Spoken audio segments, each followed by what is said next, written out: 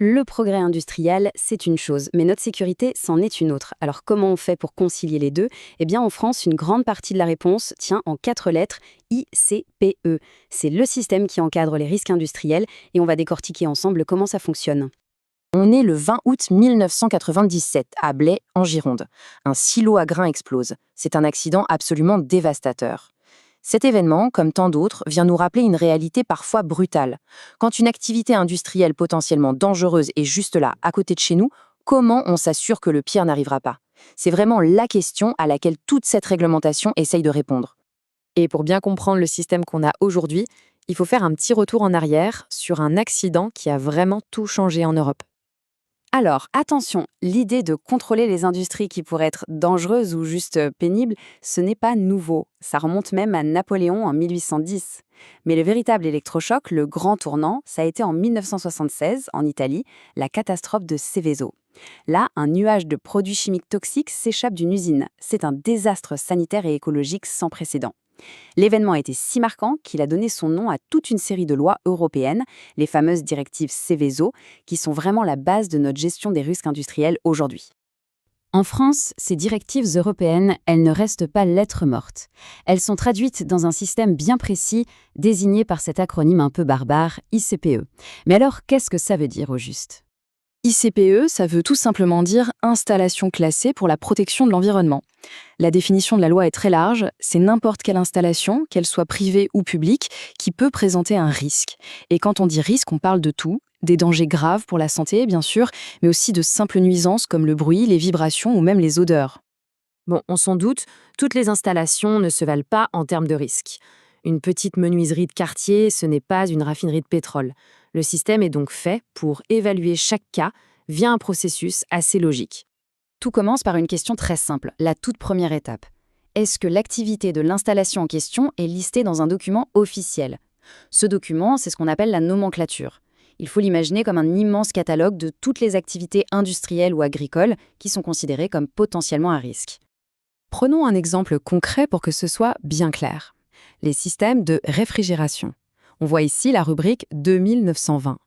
Le classement ne dépend pas juste du fait qu'il s'agisse de réfrigération. Non, il dépend surtout de sa taille, de son ampleur.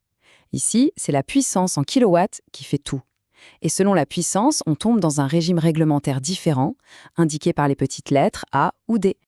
Donc, une fois que l'activité est bien identifiée dans la fameuse nomenclature, le système se base sur des seuils. Ça peut être une puissance, comme on vient de le voir, mais aussi une capacité de stockage ou la quantité de produits chimiques utilisés.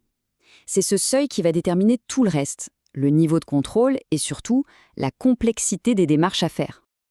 Au final, on se retrouve avec plusieurs régimes de classification. Le plus simple, c'est la déclaration pour les risques les plus faibles. Ensuite, on a l'autorisation pour les risques jugés sérieux. Et tout en haut de l'échelle, on trouve l'autorisation avec servitude, ou AS, pour les sites les plus dangereux. Ce sont souvent eux, les fameux sites Seveso, et là, les contraintes sont maximales. Elles peuvent même impacter l'urbanisme tout autour. Et bien sûr, si une activité n'est pas du tout dans la nomenclature, eh bien, elle est non classée. Penchons-nous maintenant sur la différence fondamentale entre les deux principaux régimes les plus courants, la déclaration et l'autorisation. Ce tableau résume parfaitement la situation. D'un côté, la déclaration, c'est la procédure light pour les installations qui ont un faible impact. En gros, l'exploitant dépose un dossier et le contrôle se fait surtout après le démarrage. De l'autre côté, l'autorisation. Et là, c'est une autre paire de manches. C'est un processus qui est long, complexe, qui peut prendre jusqu'à 2 ans. Il est réservé aux installations qui présentent des risques jugés graves et il demande des études extrêmement poussées avant même de pouvoir poser la première pierre. Le chemin pour obtenir une autorisation, c'est un véritable marathon administratif. L'industriel doit monter un dossier colossal avec une étude d'impact sur l'environnement, une étude des dangers. Ce dossier est ensuite passé au crible par le public pendant une enquête publique, mais aussi par une armée de services de l'État. C'est seulement à la fin de tout ce parcours du combattant que le préfet peut, ou non, donner son accord en fixant des règles de fonctionnement ultra strictes dans un arrêté. D'accord. Mais après avoir vu toute cette complexité, toute cette paperasse, on peut légitimement se poser la question, mais pourquoi un système aussi lourd? À quoi ça sert concrètement? En réalité, ce système a plusieurs objectifs qui sont cruciaux. Le premier, c'est la prévention. On force l'industriel à réfléchir à son impact et à réduire les risques dès la conception. Le deuxième, c'est la transparence. Informer la population et lui permettre de donner son avis. Et enfin, la maîtrise. donner aux autorités toutes les cartes en main pour prendre une décision, pour contrôler ce qui se construit autour des sites et pour préparer des plans d'urgence au cas où, les fameux plans POI en interne et PPI pour l'extérieur du site. Voilà, pour résumer, voici comment toutes les pièces du puzzle s'emboîtent. Seveso, c'est le nom de la catastrophe qui a servi d'électrochoc. ICPE, c'est le nom du système français qui en est le résultat. Et enfin, déclaration, autorisation et autorisation avec servitude, ce sont les 3 niveaux de contrôle, du plus léger au plus strict, qui structurent tout ce système. Finalement, le système ICPE, c'est un cadre réglementaire extrêmement dense, qui a été construit sur les leçons parfois tragiques du passé, pour anticiper, contrôler et informer. Mais une question reste en suspens.